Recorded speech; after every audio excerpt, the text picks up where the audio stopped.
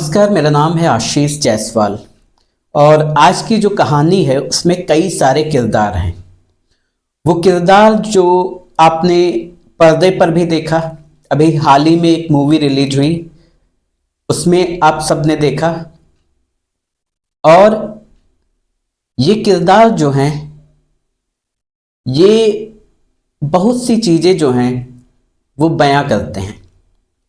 इसमें एक ऑफिसर है जिसका नाम है असलम चौधरी।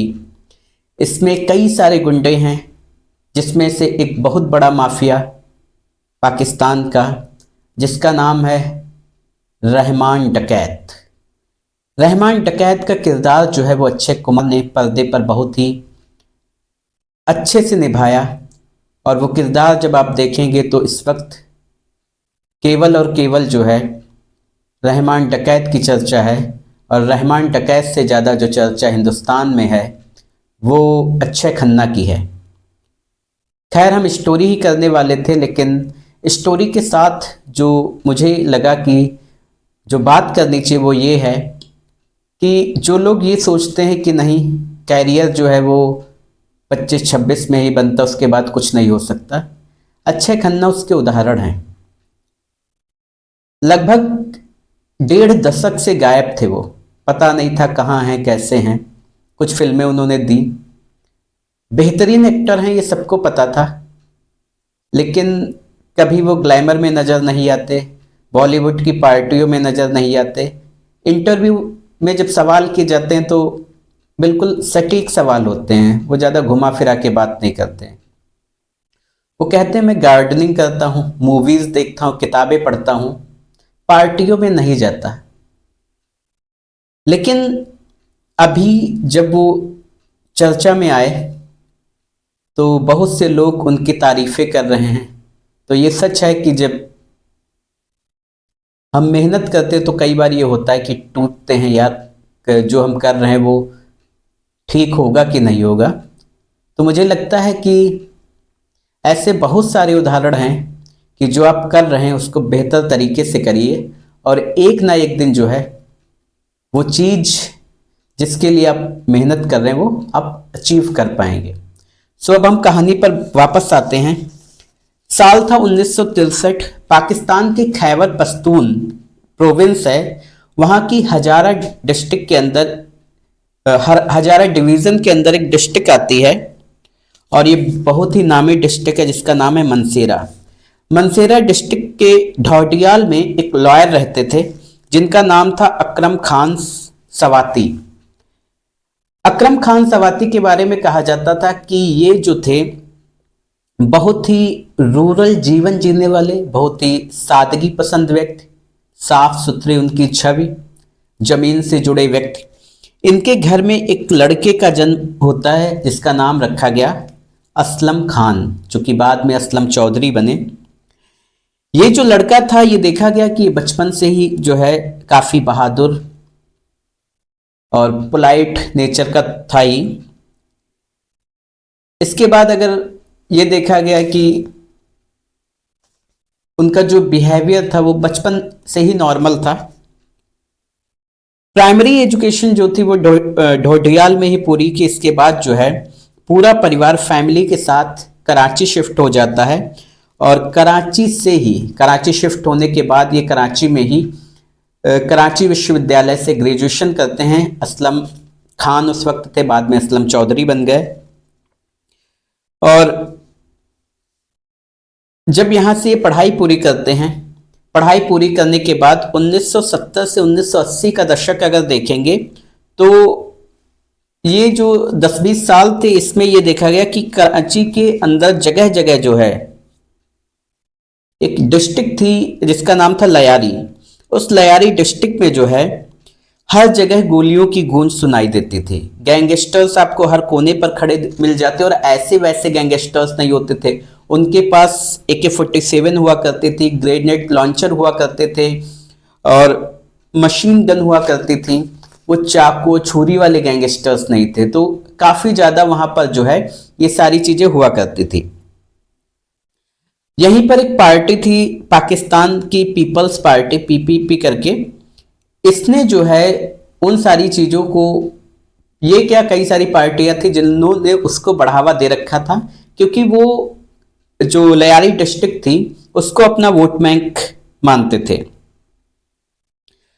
अब धीरे धीरे जब जो असलम खान थे, जब वो अपनी ग्रेजुएशन पूरी कर लेते हैं, उसके बाद जो है 21 साल की उम्र में वो सिंध पुलिस को ज्वाइन करते हैं। और सिंध पुलिस को ज्वाइन करने के बाद जो है कई अलग अलग जगहों पर उनकी पोस्टिंग होती है। फिर एक जगह है कालाकोट पाकिस्तान में, जहाँ के वो एसएचओ बनाए जाते हैं। ये जगह भी बताते हैं बहुत खूंखार थी। यहाँ पर कई सारे ऐसे गैंगस्टर्स थे जो कि हर रोज वहाँ पे गैंगवार हुआ करते थे, लेकिन इन्होंने बेहतरीन काम किया। उसके बाद जो है एक इससे भी खतरनाक जगह थी जिसका नाम था गुलबहार। गुलबहार का एसएचओ इनको बनाया गया। और ये जो गुलबहार थी ये लयारी डिस्ट्रिक्ट में ही आता था। और इस समय तक अगर आप देखेंगे तो पूरी कराची डिस्ट्रिक्ट जो थी उसका हाल खराब था। कराची में जो है जगह जगह बहुत से ऐसी चीजें हुआ करती थी जो कि आप सुनना भी नहीं चाहेंगे। मर्डर, हत्या, फिरौती, इसके अलावा इतने घिनौने अपराध होते थे जो ये कहा जाता है कि कैमरे पे बताए भी नहीं जा सकते। इवन जो ये मूवी की गई, इसमें ये कहा गया कि अक्षय खन्ना ने जो रहमान डकैत का किरदार निभाया वो तो 10% ही था। वो इतना क्रूर था कि अगर उसकी स्टोरी सुनाई जाए तो रोंगटे खड़े हो जाएं, इतना जालिम था वो।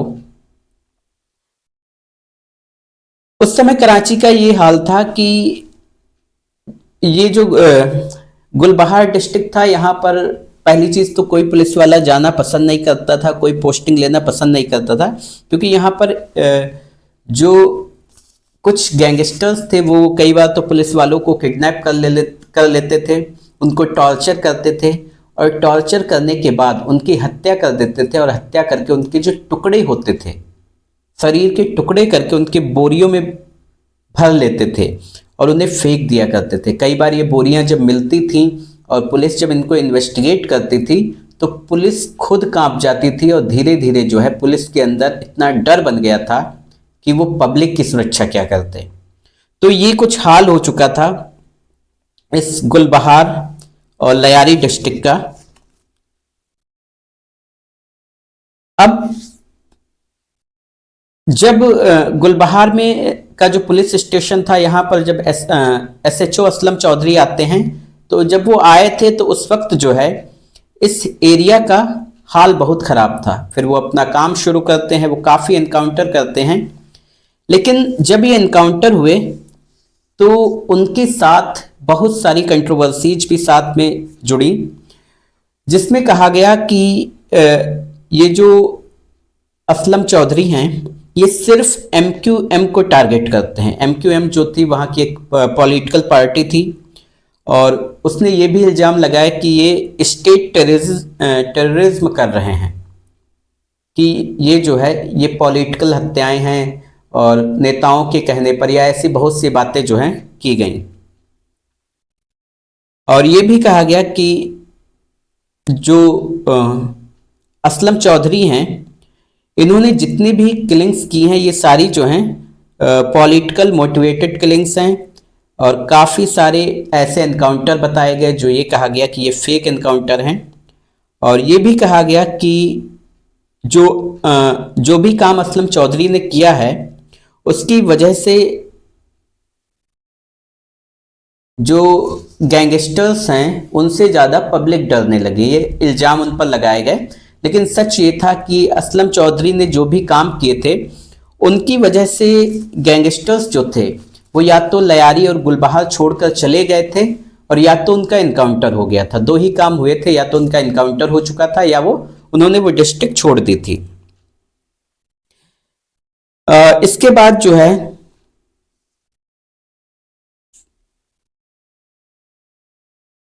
कंट्रोवर्सीज तो लगातार उनके साथ रही और ये सारी चीज़ें चलती रहीं। साल 1999 आता है और इस बार जो है असलम चौधरी ने फिर से एमक्यूएम को टारगेट किया। इसके जो लोग थे उनको टारगेट करना शुरू किया और एमक्यूएम का एक बहुत बड़ा हिटमैन था जिसको पार्टी यूज करती थी अपनी पॉलिटिकल पार्टीज को या अपने अपोजिशन लीडर्स को खत्म कराने के लिए, और इसका नाम था सौलत मिर्जा। कहते हैं कि इसको चौधरी असलम ने अरेस्ट किया क्योंकि इसने जो है केएससी के मैनेजिंग डायरेक्टर जो थे शाहिद हामिद का इसने कत्ल कर दिया था। और इसको पकड़ने के लिए जो है चौधरी असलम जाल बिछाते हैं। उनका नेटवर्क तगड़ा था ही। आप मूवीज में भी देखेंगे तब भी उसमें तो दिखाया गया, लेकिन एक्चुअल में भी जो है वो वहां पर एक हीरो की तरह थे। तो अपने तगड़े नेटवर्क की वजह से ये जाल बिछाते हैं और एक दिन जो है ये पकड़ा जाता है। और जब ये सौलत मिर्जा को पकड़ते हैं तो यही वो पॉइंट था इनके काम को देखते हुए कि जो भी काम होता था उसे बड़ी बारीकी से कर रहे थे। जनता में भी इनके लिए धीरे धीरे जो है ये लगा कि एक ऐसा डीएसपी आया है जो हमारे काम आ रहा है, एक ऐसा एसएचओ पहले आया है जो है पब्लिक में जो डर का माहौल है या जो गैंगस्टर्स की दहशत है वो खत्म कर रहा है। तो इसके लिए एसएचओ से फिर इनको डीएसपी बनाया जाता है। 1999 में ये डीएसपी बन चुके थे, लेकिन इसके बाद ये जो अरेस्ट हुआ था सौलत मिर्जा का, इसके लिए उन पर एक दफ़ा सस्पेंशन भी हुआ बताते हैं। 2004 में ये जो सस्पेंशन हुआ, इसके बाद कुछ दिनों तक शायद इनको जेल में भी रहना पड़ा। और ये भी बताया जाता है कि उस वक्त क्या हुआ, लेकिन बहुत डिटेल में उसकी जानकारी तो नहीं दी गई है। लेकिन 2004 में जो है ये फिर से वापस आते हैं। और जब वो सस्पेंड हुए थे तो उस वक्त जो है लयारी में ये देखा गया कि जैसे ही इनको सस्पेंड किया गया, जो अभी तक क्राइम रेट कम हो चुका था वो एकदम से उछाल मारता है, क्योंकि जो गैंगस्टर्स में अभी तक दहशत थी वो खत्म हो जाती है। और इसी दौरान दो गैंग उभरना शुरू होते हैं, एक तो रहमान डकैत और दूसरा अशद पप्पू। रहमान डकैत वही जिसको आप मूवीज में देखते हैं कि कितना खतरनाक था। ये दोनों गैंग जो थे ये इतने खूंखार थे, दोनों गैंग की तो बात छोड़िए, दोनों ये जो व्यक्ति थे ये इतने खूंखार थे कि ये अपने पास ग्रेनेड रखते थे, AK-47 रखते थे, machine gun, rocket proper launcher, ये इतनी भारी भारी चीजें, भारी भारी हथियार रखते थे। और सोचिए कि जब इनके पास ऐसे ऐसे हथियार थे तो पब्लिक जो थी, जो आम पब्लिक जिसके पास कुछ भी ना हो वो डरेगी तो है ही। 2000 से ज्यादा लोग बताते हैं कि जब इन लोगों की मुठभेड़ हुई एक बार अशद पप्पू और रहमान डकैत की, एक दो साल जो भी इनका चला आपस में, उसमें 2000 से ज्यादा लोग जो है फायरिंग में मारे गए, क्रॉस फायरिंग में। और इसमें से जो 2000 लोग मारे गए, इसमें से ज्यादातर जो है आम नागरिक होते थे, सिविलियन होते थे, इनके गैंग के लोग नहीं, सिविलियन मारे जाते थे। इस दौरान पॉलिटिकल पार्टी जो थी एमक्यूएम और पीपीपी, जैसे ये लोग जो भी कर रहे थे, ये पार्टी उन सारी चीजों का फायदा उठा रही थी। और ये पार्टियां इसलिए भी इन दोनों पर कोई लगाम नहीं लगा रही थी क्योंकि इनको भी लग रहा था कि यहां से उनको एक अच्छा वोट बैंक मिल रहा है।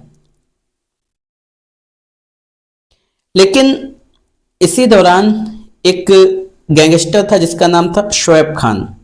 शोएब खान जो था, बताते हैं कि इससे पूरा कराची डरता था, क्योंकि इसके बारे में ये कहा जाता है कि पॉलिटिक्स में भी इसकी अच्छी पकड़ थी, बड़े बड़े नेताओं से पकड़ थी, पॉलिटिकल पार्टियां इसको सपोर्ट करती थी, प्रोस्टिट्यूशन विंग चलाता था, गैम्बलिंग के जो है डेंस थे इसके, और उसके पास जो है इंटरनेशनल ड्रग ट्रेड करता था।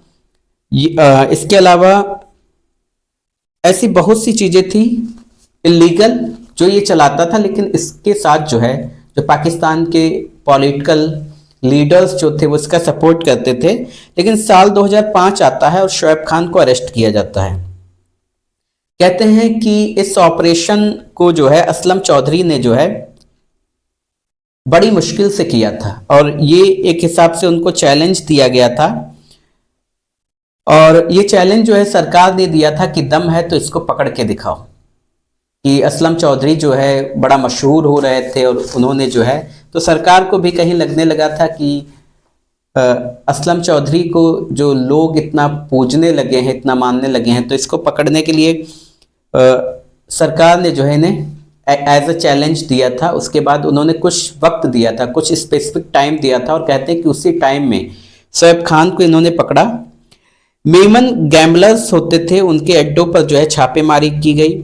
हर रात को जो है डेंजरस ऑपरेशंस किए जाते थे, पता नहीं होता था कि किधर से गोली चल जाए। लेकिन जो वादा किया था असलम चौधरी ने शोएब खान को पकड़ने के लिए, वो उन्होंने पूरा किया। अब जब उन्होंने शोएब खान को पकड़ा तो वो बहुत बड़ा गैंगस्टर्स था, जैसा बताया ना, प्रोस्टिट्यूशन विंग चलाता था, गैम्बलर्स डेंस चलाता था, इसके अलावा जो है उसका ड्रग्स का कारोबार था। उनके इस ऑपरेशन के लिए जो है उनको एसपी बना दिया गया। अभी तक वो जो डीएसपी थे, अब वो उनको एसपी की पोस्ट दी गई। अब ये यहाँ एसपी बनते हैं, लेकिन यही साल था 2005, जो अब तक चौधरी असलम शोएब खान को पकड़ने में लगे हुए थे।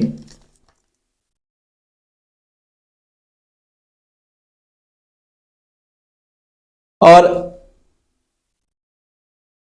अब ये क्या करते हैं कि शोएब खान तो इनकी गिरफ्त में था, बाकी के टीटीपी के मेंबर्स को ये गिरफ्तार करते हैं। अभी तक जो है उनकी नज़र, अभी तक जो असलम चौधरी थे उन्होंने शोएब खान को पकड़ा, टीटीपी के मेंबर्स को, बाकी बहुत सारे मेंबर्स को गिरफ्तार किया, बहुत से इनकाउंटर उन्होंने किए, लेकिन अभी तक उनकी नज़र जो थी वो लयारी पर नहीं गई थी। ना तो उनकी नज़र लयारी पर गई थी और ना ही जो है रहमान डकैत पर उनकी नज़र गई थी। लेकिन उनकी नज़र जब लयारी पर पड़ी तो इसकी एक बड़ी वजह यह थी कि लयारी में गैंगवार की वजह से आम लोगों की हत्या हो रही थी। जैसा कि हमने बताया कि जब वो 1-1.5 साल वो लोग लड़े तो लगभग उसमें 2000 से 3500 लोग जो है आम लोग मारे गए। जब ये आम लोगों की हत्या हो रही थी तो अब वहाँ पे जो है सरकार को भी धीरे धीरे लगने लगा कि ये जो है हाथ से जा रहा है। तो वहाँ पे एक लयारी टास्क फोर्स बनाया जाता है, और इसी लयारी जो टास्क फोर्स बनाया गया, इसमें जो है चौधरी असलम को इस लयारी टास्क फोर्स का हेड बना दिया जाता है।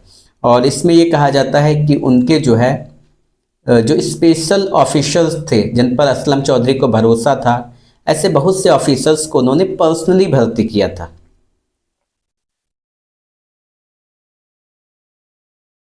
कहते हैं कि जब चौधरी को इस लयारी टास्क फोर्स का हेड बनाया गया और चौधरी जब लयारी को ऑब्जर्व करने लगे, जब वहाँ पे पेट्रोलिंग करने जाते थे तो लोग कहते थे उनके बारे में, गैंगस्टर्स कहते थे कि चौधरी आ गया है। इतना खौफ था इनका। एक बार कहा जाता है कि एक कराची का एक पत्रकार था जो कि इनका इंटरव्यू ले रहा था, और वो टोंट मारता है कि अफसानी गली चलेंगे जहाँ पे रहमान डकैत रहता है। तो जब वो ये कहता है तो असलम चौधरी जो थे, वो उनका रुतबा तो अलग था ही, वो कहते हैं, वो कुछ बोलते नहीं है। उसके बाद जो उनका एसएचओ होता है, पास में खड़ा था एसएचओ, वो कहता है साहब कम से कम 15 आर्म्ड कैरियर जो हमें लेके चलना पड़ेगा वहाँ से, वरना वहाँ से आना मुश्किल हो जाएगा। कहते हैं इस बात पर असलम चौधरी कहते हैं कि छोड़ो ये सब, और उन्हें पता चलना चाहिए कि चौधरी आ गया है। इसके बाद वो पत्रकार के साथ जो है वो पैदल वॉक करते हुए अफसानी गली जाते हैं, और कहते हैं कि जब वो अफसानी गली पहुंचते हैं तो ना तो कोई एनकाउंटर हुआ, ना तो कोई फायरिंग हुई, ना तो कोई उधर से गन शॉट हुआ। वो पूरी पेट्रोलिंग करते हैं, और इस दौरान पेट्रोलिंग में ये देखा गया कि कोई गैंगस्टर, किसी भी गैंगस्टर्स की हिम्मत नहीं हुई कि वो उनकी तरफ आंख भी उठा लें। और इस दौरान ये भी कहा गया कि जब वो अफसानी गली जा रहे थे, इसकी भनक जो है रहमान डकैत को लगती है, तो वो अफसानी गली और लयारी छोड़कर जो है बलूचिस्तान भाग जाता है।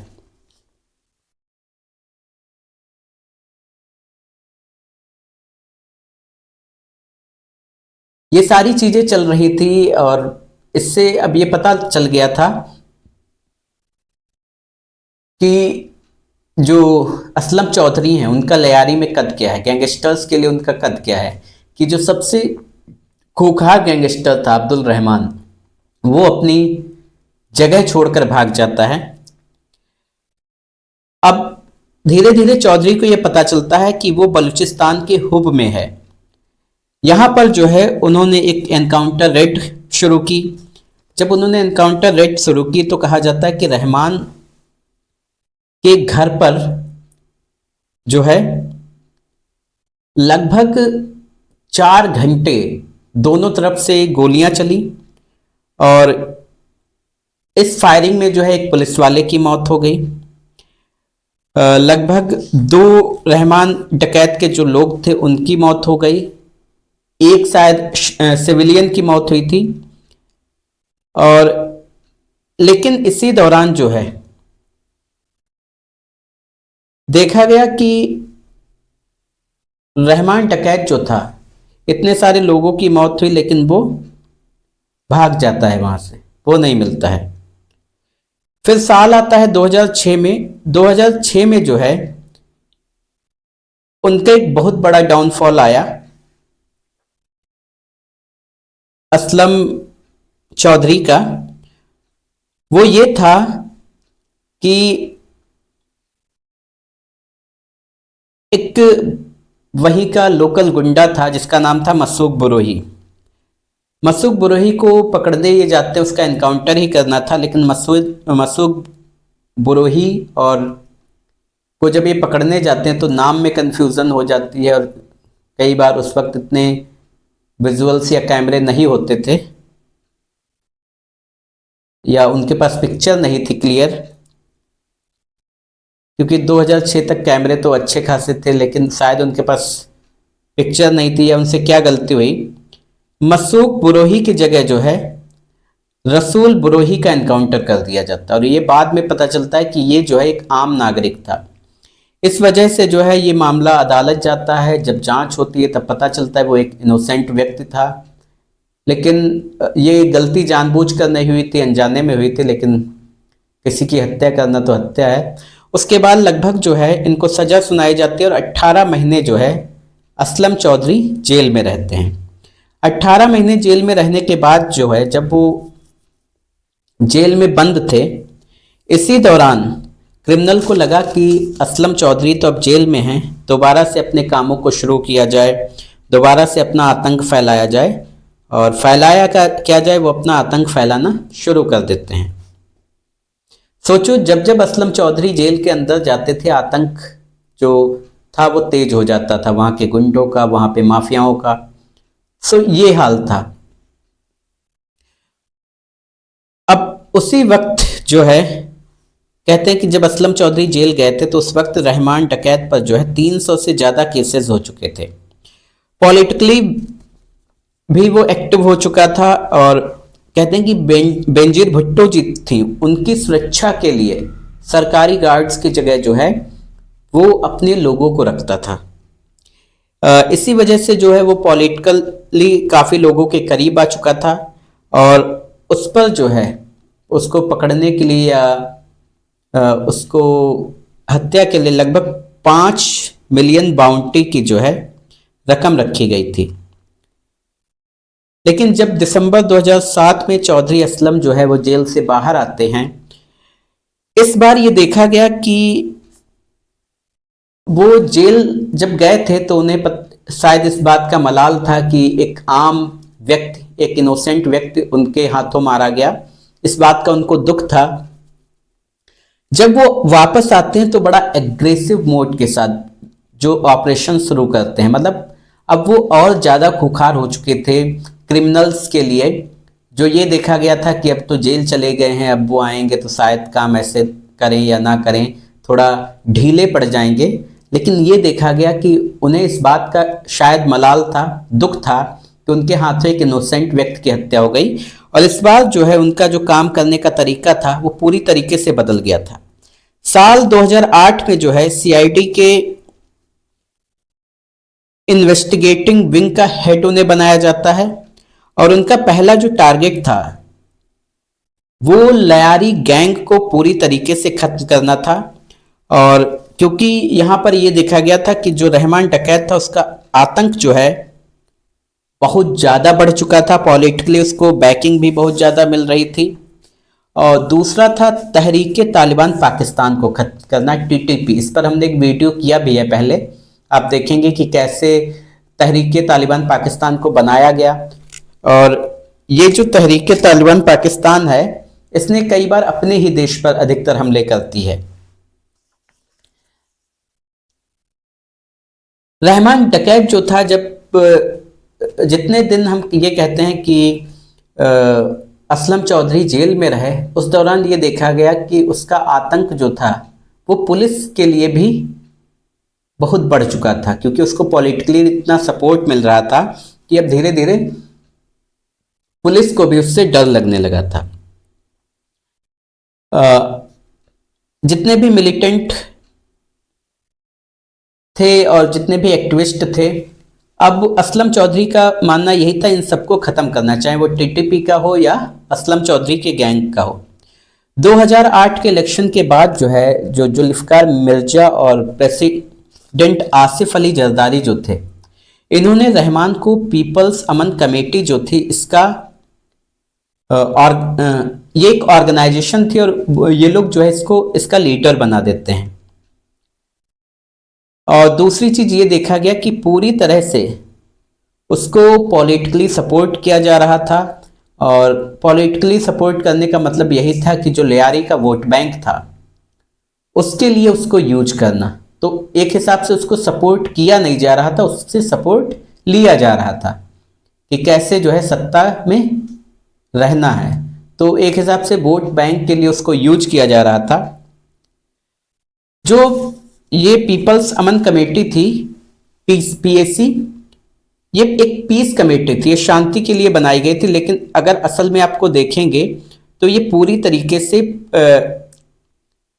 एक सिंडिकेट था, एक क्राइम सिंडिकेट था, ड्रग सिंडिकेट इसके नीचे चलता था, किडनैपिंग, टॉर्चरिंग, एक्सटॉर्शन के रैकेट चलते थे। और ये कहा जाता है कि रहमान डकैत के जो रहमान डकैत था उसको यूज करके, या हम कह सकते हो उसकी सह में, ये लोग 30 से 40 करोड़ रुपए पर डे की कमाई थी इन लोगों की। आप अंदाजा लगाइए, पर डे की कमाई जो उस ऑर्गेनाइजेशन की कमाई होती थी, उस ऑर्गेनाइजेशन में जितने लोग थे, जो टॉप पे लोग थे, तो सब मिला के जो है लगभग 30 से 40 करोड़ रुपए पर डे की कमाई थी। और ये सारी चीज़ें जो है रहमान डकैत की वजह से होती थी। ये सब चीज़ें चलती हैं और ये सब चीज़ें जो असलम चौधरी थे या चौधरी असलम जो थे वो देख रहे थे। 2008 में एक फुल फ्लेज वॉर शुरू हुआ और ये वॉर इसीलिए शुरू करते हैं कि रहमान डकैत को पूरी तरीके से खत्म करना था। रहमान के खिलाफ कई सारे ऑपरेशन चलाए, उसके ग्रुप के लोगों को टारगेट किया और ऐसी बहुत सी चीज़ें की गई। एक बार तो ये कहा जाता है कि बलोच स्टूडेंट ऑर्गेनाइजेशन के जो लीडर थे उनकी मदद से रहमान भाग गया। एक बार तो उसने बताया कि 5 करोड़ रुपए जो है उसने भागने के लिए दिए थे। तो कई बार उसको टारगेट किया गया, लेकिन हर बार वो जो है बचकर निकल जाता था। वो भी कम खतरनाक नहीं था, ये भी ध्यान रखिए कि उससे जो है कई बार सामना हुआ, लेकिन वो बचकर भाग जाता था। अब धीरे धीरे ये देखा गया कि जो पीपी के जो लीडर थे वो अब ये सोचने लगे थे कि रहमान जो है वो उनके कंट्रोल से बाहर हो रहा है, क्योंकि धीरे धीरे वो जो है पॉलिटिकली इन्वॉल्व हो रहा था और वो अपनी पार्टी बनाना चाहता था, पॉलिटिक्स में अपनी पकड़ बनाना चाहता था, जनता के बीच में उसकी छवि अच्छी थी ही। तो जो पीपी के लीडर्स थे उनको ये लगने लगा था कि वो जो है उनके लिए ही आगे चलकर खतरा हो सकता है, और उन्होंने ये भी मानना शुरू कर दिया था कि अगर इसको खत्म नहीं किया गया तो एक दिन ये जो है हम सबको खत्म कर देगा। तो यही हुआ कि एक दिन उसने जो है सांसद की टिकट मांग ली अपनी पार्टी से कि मुझे भी चुनाव लड़ना है। अब जो डर था पॉलिटिकल पार्टीज को वो अब सच में बदल चुका था कि एक दिन वो सांसद बनेगा और फिर वो अपनी पार्टी बना लेगा, और फिर जो है जो लियारी में उसका रॉबिन हुड की जो छवि थी, तो लियारी में तो उसको कोई भी नहीं हरा सकता था। धीरे धीरे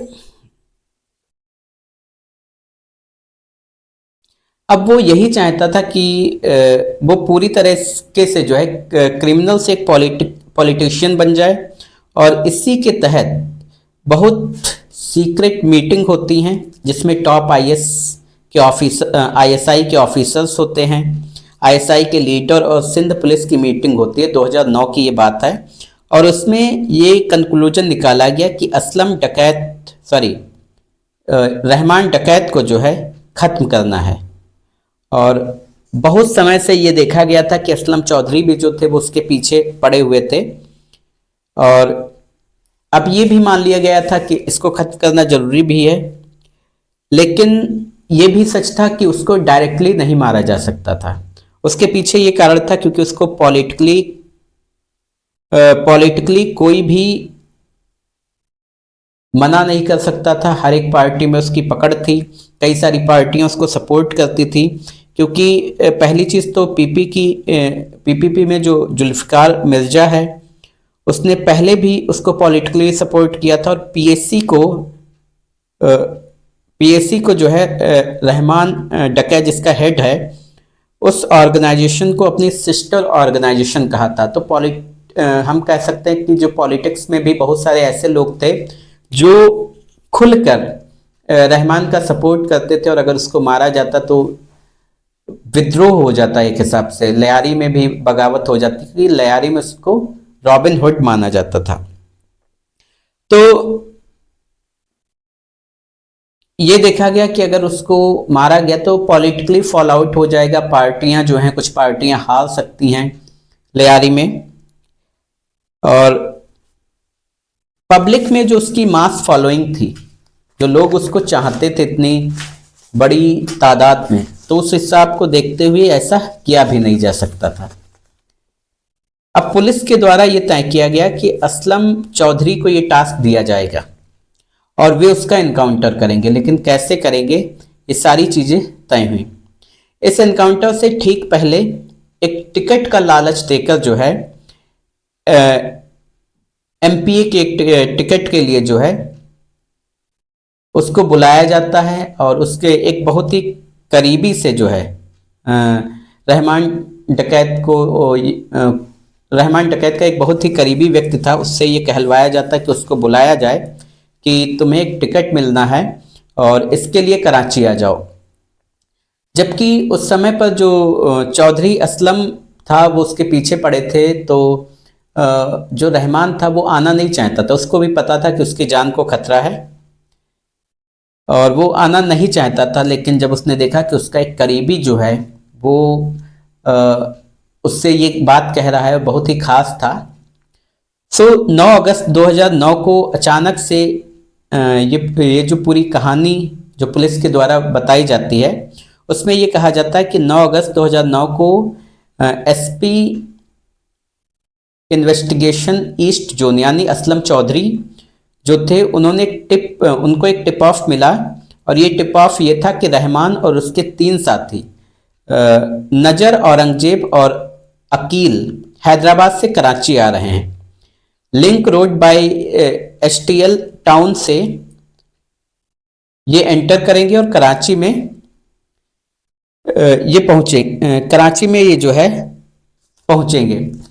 असलम चौधरी जो थे उन्होंने रास्ते में भी एम्बुश लगा रखा था। जैसे ही बिन कासिम एरिया में ये जो एम्बुश लगा था और वहां पर रहमान डकैत की गाड़ी पहुंचती है, चौधरी असलम के साथ उसका सामना होता है, दोनों तरफ से फायरिंग होती है, गोलीबारी होती है, और उस गोलीबारी के बाद 5 गोलियां उसको लगी थी। जो रहमान चौधरी था उसको 5 गोलियां लगी थी, उसके साथी भी मारे गए थे। 3 साथी उसके साथ थे। रहमान हॉस्पिटल तक ये देखा गया कि जिंदा था, लेकिन जब वो हॉस्पिटल पहुंचा तो उसने वहां पर दम तोड़ दिया, उसकी सांसें रुक चुकी थी। पुलिस ने इसको एक वास्तविक एनकाउंटर दिखाने की कोशिश की, और एसपी चौधरी असलम जो थे उन्होंने भी इसको वास्तविक एनकाउंटर, रियल एनकाउंटर दिखाने की कोशिश की। लेकिन रहमान की फैमिली ने यहाँ पर सवाल उठाया कि ये एक फेक एनकाउंटर था, और पहले रहमान को अरेस्ट किया गया, उनको टॉर्चर किया गया, और अंत में जो है उनका एनकाउंटर कर दिया गया। रहमान की वाइफ थी फैजाना। फैजाना ने असलम चौधरी के ऊपर जो है आरोप ये लगाए कि जो एसपी असलम हैं उन्होंने मेरे पति का मर्डर किया है, और ये मर्डर जो है ये सरदारी और नबील गबूल के कहने पर ये सारी चीज़ें की गई। सिंध हाई कोर्ट ने उसके बाद एफआईआर का ऑर्डर भी दिया था असलम के खिलाफ, और इसके बाद ये देखा गया कि लयारी में भी बहुत सारे प्रोटेस्ट हुए। उसके बाद जो है फॉरेंसिक रिपोर्ट जो आती है उसमें ये देखा गया कि जो सबसे जरूरी पॉइंट था वो ये था कि जो गोलियां लगी थी वो बहुत ही नज़दीक से लगी थी, मतलब काफ़ी नज़दीक से मारी गई थी। तो इस पर भी कई सारे सवाल उठाए गए। तो यहां से जो है ये चैप्टर एंड हो जाता है एक रहमान डकैत का। रहमान डकैत के बाद जो है उजर बलोच ने उसके गैंग को संभाला और पीएससी का हेड बना। 90% कंट्रोल जो था उसने अपने हाथ में लिया, और इधर जो असलम चौधरी जो थे, जो 2010 में एंटी टेरर यूनिट थी उसके हेड बना दिए जाते हैं। अभी तक वो सीआईडी के हेड थे, लेकिन अब जो है उनको एक एंटी टेरर यूनिट जो थी उसका हेड बना दिया जाता है। और सिंध में जो है कहते हैं कि उन्होंने टीटीपी के मिलिटेंट एक्टिविस्ट और जो सुसाइड मेंबर्स थे, एक पाकिस्तान और अफगानिस्तान में जो है एक हमले की प्लानिंग कर रहे थे, लेकिन उनको वो अरेस्ट करते हैं।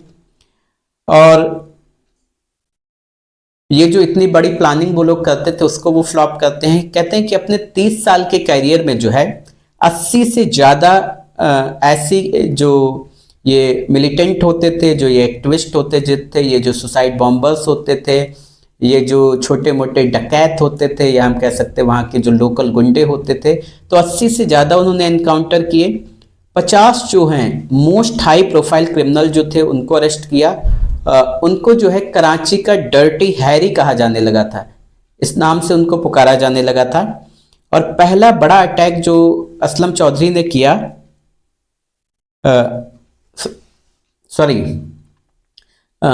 असलम चौधरी के ऊपर जो है टीटीपी का जो सबसे बड़ा अटैक हुआ वो नवंबर 2010 में कराची का जो सीआईडी हेडक्वार्टर था उसमें कहते हैं कि एक कार थी जो कि जिसमें 200 से 250 किलो आरडीएक्स या कुछ ऐसी विस्फोटक थी, और वो कार आकर जो है सीआईडी हेडक्वार्टर से टकराती है। पूरा हेडक्वार्टर उड़ जाता है, उसमें 30 से ज़्यादा लोग मारे जाते हैं, लेकिन किस्मत देखिए कि असलम चौधरी को कुछ नहीं होता है, वो बच जाते हैं। फिर इसके बाद जो है 19 सितंबर 2011 को सुबह का वक्त था, और कराची का ही एक पॉश इलाका डिफेंस एट, इसी डिफेंस एट में जो है असलम चौधरी का बंगला था, और उसी आलिशान बंगले में जो है सुबह के वक्त फिर से एक लगभग 200-250 केजी भरी हुई एक आरटीएक्स भरी कार आती है, उनके बंगले से टकराती है, और इसमें जो है 8 लोग मारे जाते हैं। लेकिन असलम चौधरी बताते हैं कि उस वक्त सुबह सुबह सो रहे थे, उनको मलबे से निकाला जाता है और वो मलबे से बाहर आते हैं, लेकिन फिर वो जीवित थे। और यहीं पर आप देखेंगे, जब आप यूट्यूब पे डालेंगे तो उनकी एक स्पीच वायरल होती है कि धूल से सने कपड़े में वो थे, और उन्होंने कहा था कि इन दहशतगर्दों को जो है इनकी नस्लें हम मिटा देंगे, और अपनी नस्लों को ये सीख देंगे कि वो इनसे लड़ें और इनको मारें, और हम इनसे डरने वाले नहीं हैं, और ये हमारा कुछ भी नहीं बिगाड़ सकते। बाद में ये कहा गया कि असलम चौधरी ने जो है ये ऐसे ही बोल दिया। फिर जो है 2012 आता है, चौधरी असलम को टास्क दिया गया था ग्रांड लयारी ऑपरेशन का। ये ग्रांड लयारी ऑपरेशन जो है ये 8 दिन चलता है, लेकिन ये फेलियर साबित होता है क्योंकि जिस व्यक्ति के लिए चलाया गया था उसका नाम था उजैर बलोच, जिसको पकड़ा जाना था वो भाग चुका था। तो ये पूरी कहानी थी। इसके बाद ये देखा गया कि असलम चौधरी को बहुत से ऑपरेशन उन्होंने किए, उन पर कई सारे अटैक हुए। पाकिस्तान का पुलिस मेडल उनको दिया गया, कैदे आजम पुलिस मेडल उनको मिला, तमगा इम्तियाज इससे उन्हें नवाजा गया। 2013 तक उनको अवार्ड मिले, उनके साथ लगभग ये कहा गया उनको 10 करोड़ रुपए मिले थे जितने भी उन्होंने एनकाउंटर किए थे। उन्होंने ये भी कहा कि उसी पैसे से उन्होंने वो एक अपना बंगला बनाया था जिस पर बाद में अटैक किया गया।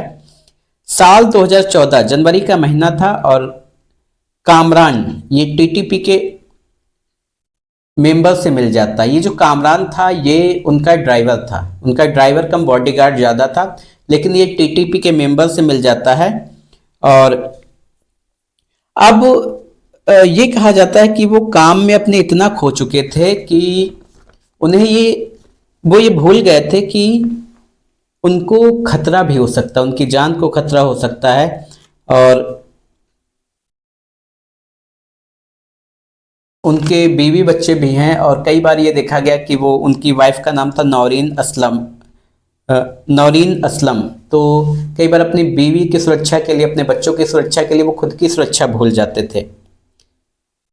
और इसी दौरान 9 जनवरी 2014 का दिन था, उन्होंने टीटीपी के 4 मेंबर्स का एनकाउंटर किया था। और जब वो वापस आ रहे थे तो उनका एक बुलेट प्रूफ कॉन्वॉय से वो वापस आ रहे थे और इस दौरान भी वही हुआ कि आरडीएक्स की एक कार जो है वो उनके काफिले से टकराती, उनका जो कॉन्वॉय था उससे टकराती है।